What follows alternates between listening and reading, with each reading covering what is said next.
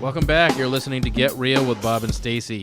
You're joining us for our Leaders and Legends segment, and we have a very special guest joining us by phone today, Farai Chideya, author of The Episodic Career and professor at NYU. Welcome to the show, Farai. Thank you so much. I want to give a little more detail on Farai's background. She has a 20-year career history as an award-winning author, journalist, professor, and lecturer. She's appeared on public radio, all kinds of different shows. She speaks about race, politics, and culture.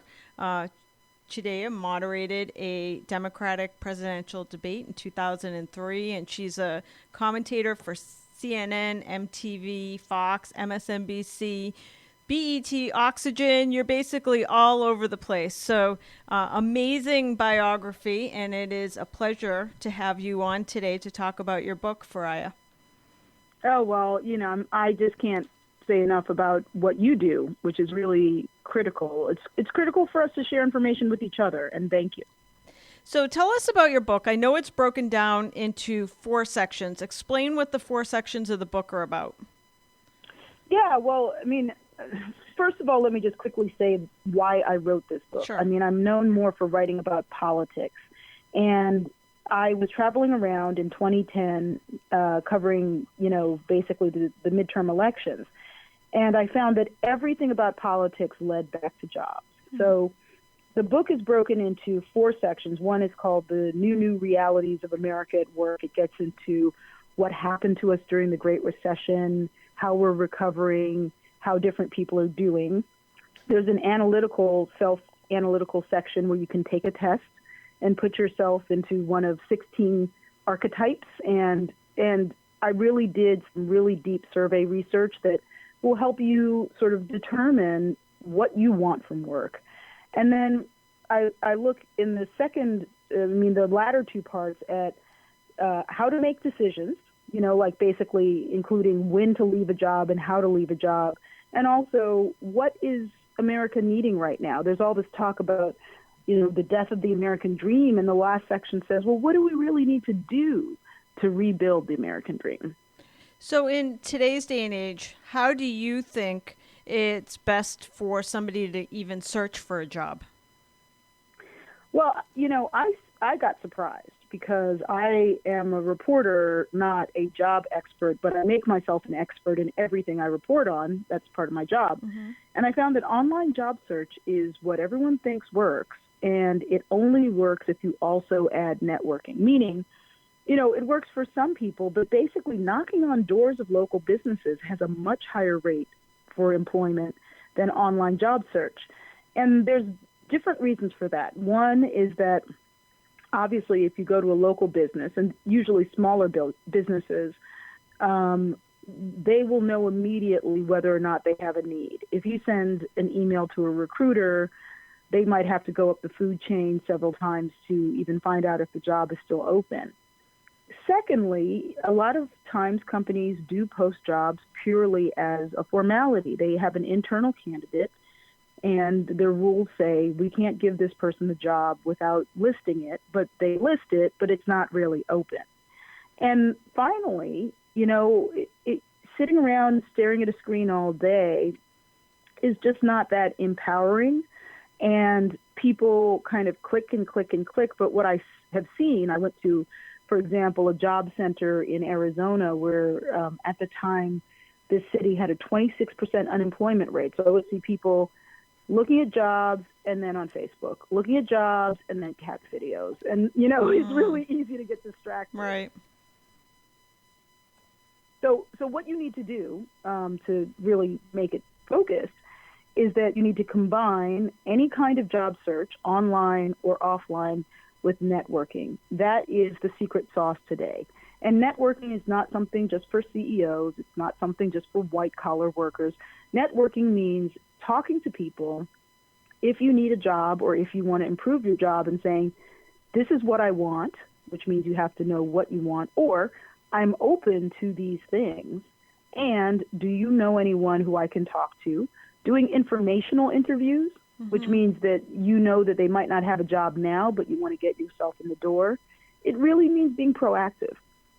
It's so interesting because I'm hiring for my firm right now. I have about 400 employees, and we are looking for a new person in our bookkeeping department. And my partner's like, just put a ad in the local, like Craigslist or one of those sites. And I said, I really, because it's like dealing with such an important piece of our business, which is the money, I'd rather find somebody within the network of people we know because we can train the position. It's more important for us to just find somebody we trust. So let's dig into the network of agents and the people that work for us and find someone. Yeah, I mean, and the reality is that's the way that most employers think because you want someone reliable. Right. It takes time to find an employee. Right. But what people also have to know is that you can create those relationships. So in most cities, there are all sorts of meetup groups. You can meet new people who are in your field. I have a friend, for example, who went from being a touring DJ into a sound engineer at a radio station to a computer programmer. And he did it through a mix of skills training. I mean, the people who are sound engineers have a lot of the same skills that you need to be a programmer. And he went to all these meetups and he found out what he needed to learn. And even if you're in a rural area or somewhere more remote, there's a lot of online resources where you can be part of a virtual community. So I would say that for everyone, networking means that you're not alone. And if you don't have the contacts, you can make them. Wow, that's awesome. So you talk in your book, you say there's 3 things that people need today in order to succeed in their career. What are the 3 things? First of all, you have to know yourself. So part of this book is a self-diagnostic tool that I created out of a lot of survey research and, career research called the work-life matrix. We can go more into that if you want, but however you do it, you need to know what you really want because one person's dream job is another person's nightmare. And I've ended up in other people's dream jobs, and I felt really guilty that I wasn't happy. But you have to know what you want. Secondly, and I think this is a real change for today, you have to know what the market is doing. You have to know if your industry is rising or falling. You have to know if your local industry is rising or falling because maybe you're in an industry that used to be in one part of the country and it's moving to another part of the country or another part of the world. And finally, you need emotional resilience. You need the ability to pick yourself up, dust yourself off, and start all over again. And I have a lot of stories in this book of people who have been long-term unemployed, got fired from their dream job, or in one case even became homeless, and they fought their way back. And if you don't have that fighting spirit, it's going to be a rough road for you. Wow. So can you share, I don't know what I want to dig into first. I definitely want to dig into the work-life matrix, but could you share a couple of the stories? I know your book is just jammed with all kinds of stories, real-life stories of people. Can you share a couple of your favorite stories from the book? Absolutely. I'm going to share 3 people who I think are at very different kind of income, skill levels, and so to show how it applies in all cases. So one of them is a woman named Hazel who was in Yuma, Arizona. Her father was dying, and she decided she'd been an HR professional for years, and she had a great reputation, so she went to take care of him, moved from Arizona to the South where she was originally from. And when she came back 8 months later after he'd passed away, it was the depths of the Great Recession. And Yuma had a 26% unemployment rate. She could not find anything. She tried and tried. She spent down all of her savings and ended up homeless. She had a son who was in college, so he couldn't help her out financially, and he couldn't even put her up because he was living in a dorm. And so, she spent her last night in housing crying her eyes out, packed up everything in her car, moved into a shelter. But because she is a woman of generous spirit, she started doing sort of like freelance job placement in HR in the shelter. And now she is the HR director of the shelter. Wow. And that to me is a great story of how just never say die. Never say it's Yes. over. Yes. Yeah, and on the upper level of the income scale, there is a guy named Adam Freed who was a TV reporter, loved his job, but through a contract dispute, he got fired. And he too cried. And then he ended up looking through his network, and someone said, there's this new company called Google, and we know you're really good at languages. Why don't you come and work for us? And so he ended up as the international product director of Google and grew that division from 20 people to 600 people. Wow. And needless to say, is financially set for life. He still works because he wants to, but he doesn't have to. Wow. And, kind of in the middle is a woman named Elaine who has had 14 jobs in 25 years. She went to law school because her parents wanted her to. She didn't even want to go, but they forced her to pretty much. And she got out during one of the recessions in the 90s, got laid off within 8 months, and was like, look, if my parents' dream job for me didn't work out, I'm going to do what I want. So she became a writer covering technology and now is an executive at the middle level, not like a top-level executive in marketing. And so those are all very different scenarios, but what it takes is admitting that you have been crushed, taking stock of what you have around you, and staying focused on how to rebuild your life. That is awesome, because all of those stories, all three of them ended up in careers that they're happy and passionate about. Exactly. Wow. Awesome. All right. I need to know about the work-life matrix. What is that all about? Well, the work-life matrix is a tool that I developed through a mix of interviews and survey research. So just to give you some perspective, the average survey that we have for political polls is like 1,000 people, and I surveyed 2,000. Wow. Of course, it's a big country, but it's still a pretty good sample. So the 4 questions in it are basically about how much risk you're willing to take in your career. Do you like starting projects more or finishing them more? Are you driven by solving a social problem, what I call high social impact work? And do you like making decisions alone or in a team? And these are things that I saw that really made people happy or unhappy, but often they didn't even realize that that was the reason they were happy or unhappy.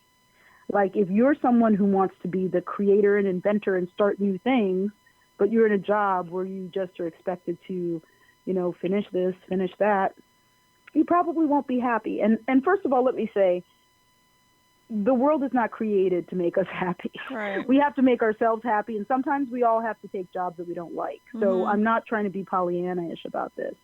But there were some really interesting things that came out. So first of all, just by answering these 4 questions, you get placed in one of 16 archetypes, and I have a story for each one, a personal story from an individual, and also a list of the careers that people who I surveyed tended to be in. And so high risk takers were disproportionately likely to be entrepreneurs. And one of the most surprising things, and most people are not risk takers. That was another thing. There's a very small group of risk takers compared to people who are more cautious. But the most surprising thing to me that taught me a lot was that people who do high social impact work and try to solve social problems are less happy than people who work for money, who want to just want a paycheck. And there's nothing wrong with working for money, because a lot of people might work for money and they volunteer at their church or they help their neighbors or whatever. So that's not a judgment. And I realized that if you are working for money, you can set a dollar goal and when you've met it. But if you're working on high social impact, it's like never ending. Like, I want to create excellent education for all American children. Wow. When's that, so it really makes sense. And I consider myself a high social impact worker. My archetype is, I gave them each a name, is the promoter, which deals with promoting a vision of the world as you want it to be. And so for me, I try to promote, information as a tool that helps people, and storytelling and all these things. So it's not about being a salesperson, but it's about being a promoter of a certain idea. But the work that I do is never over, and I have to slow my roll sometimes and just say, you know what, it's okay. Mm-hmm. You weren't put on this planet to save the world. You were put on this planet to do good work. And so my hope with the work-life matrix is that it gives us all more compassion for who we are, and also more compassion for our coworkers, who can be very different from us. So two people doing the same job could be doing it for different reasons and in different ways. And if people take this test together, and also the Harvard Business Review is actually going to make an online tool of this, which I'm really excited about. Wow. I am dying to read the book right now. I'm going to order it right now. Yeah, just for that matrix.